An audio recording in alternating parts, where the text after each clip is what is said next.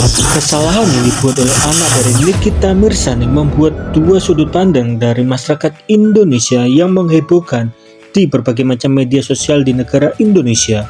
Ini semua dimulai dari bukti demi bukti yang beredar sampai-sampai ada orang yang mengatakan kalau anak dari Nikita Mirzani sampai bundir, maka sanksi sosial harus diberikan kepada Nikita Mirzani dan juga Mail yang menyebarkan pada awalnya. Dan mungkin teman-teman ada yang bingung awalnya seperti apa, dimana beredar teman sebuah bukti chattingan yang menunjukkan bahwa anak dari Nikita Mirzani sempat hamil dan mengandung, sampai-sampai anak dari Nikita Mirzani juga cek kandungan ya teman-teman.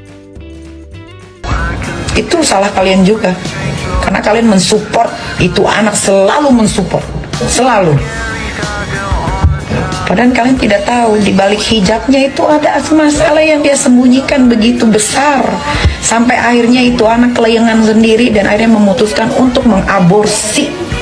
Coba bayangin, saya tahu dia aborsi di mana, saya tahu dia cek kandungan di mana.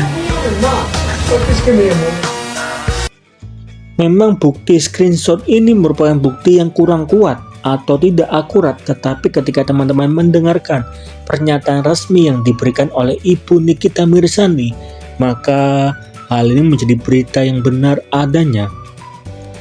Memang sangat disayangkan sebagai orang yang masih belum melakukan pernikahan tapi sudah hamil, itu merupakan suatu hal yang tidak boleh dilakukan ya teman-teman, dan tidak boleh dicontoh juga. Sangat disayangkan itu terjadi kepada anak dari Nikita Mirzani.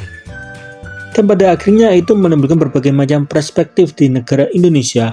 Ada yang menolak dan ada yang mendukung, dimana siapa sangka ada juga yang mengatakan kalau si Loli, kalau sudah seperti yang teman-teman baca di video ini, jangan pada ditangisin ya. Dia masih nafas saja sudah bersyukur banget. Ini lagi tiba-tiba ada perkara, karena memang tidak bisa dipungkiri.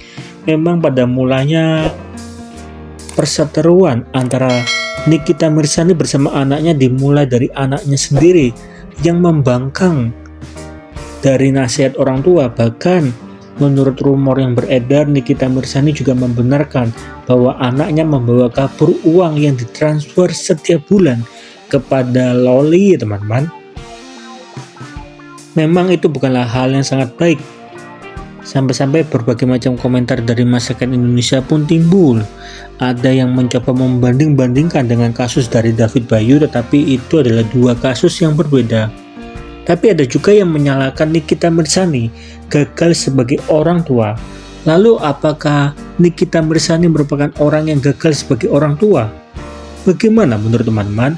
Tapi kita juga wajib mengetahui terlebih dahulu sebuah kisah dari maling kundang yang dikutuk menjadi batu oleh orang tuanya sendiri.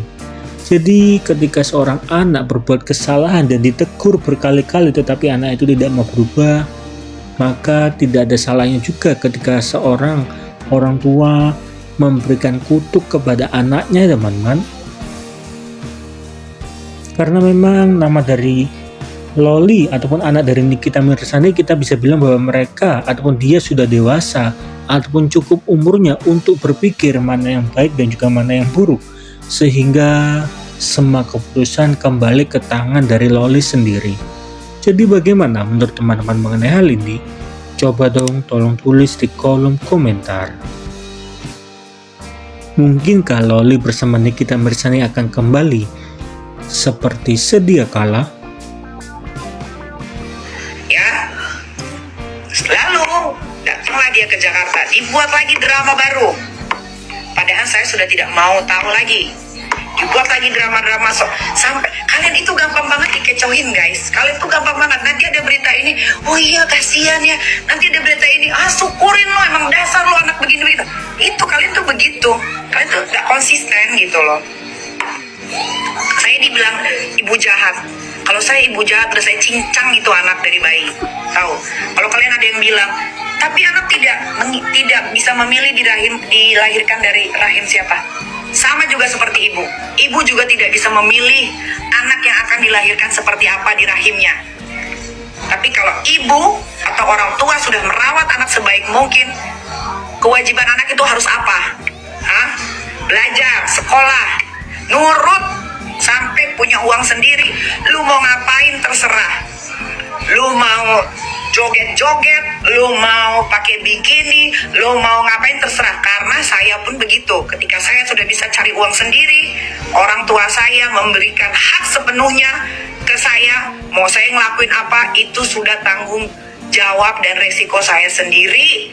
Paham? Dan ingat, di keluarga saya tidak ada yang hamil di luar nikah. Nikah dulu baru hamil.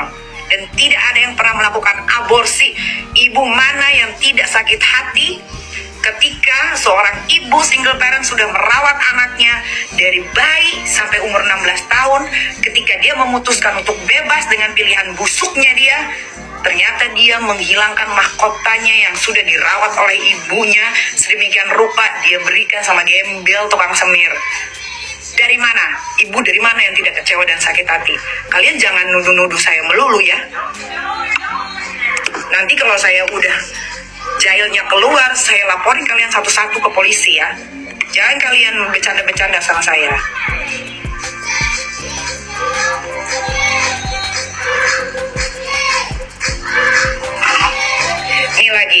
Ini lagi komen tolol nih. Nih komen tolol nih. Nih, jangan ceramah. Emang gak nyesel buang itu anak? Kalau gak niat urus ngapain dilahirin? Kalau saya tahu itu anak bakal begini, saya gak mau lahirin. Ngerti Najwa Haspurtri? Kalau itu anak begini, saya tahu. Kalau saya bisa tahu masa depan, itu anak jadinya begitu. Lillahi ta'ala saya tidak mau lahirin. Ngerti? Pertama, buang-buang waktu saya, energi saya terkuras. Saya harus kerja banting tulang dari pagi ketemu pagi.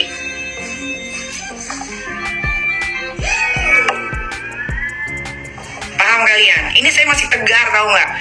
Membicarakan seperti ini saya berusaha untuk tegar, tidak mau meneteskan air mata saya.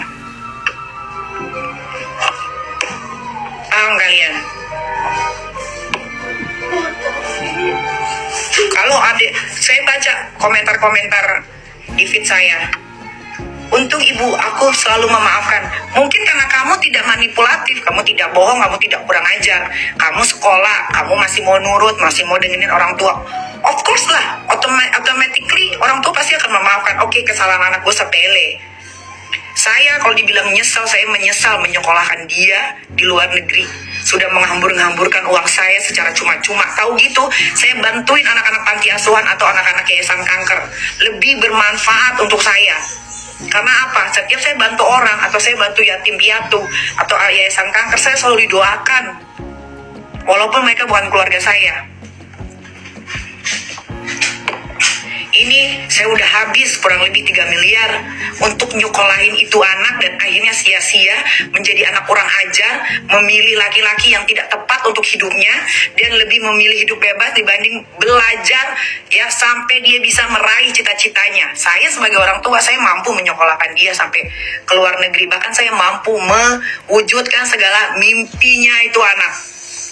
Dan satu lagi, saya tidak pernah memaksa anak-anak saya untuk mengambil ekstrakurikuler seperti panahan, bola atau yang lain-lain. Itu inisiatif dia sendiri karena itu hobinya.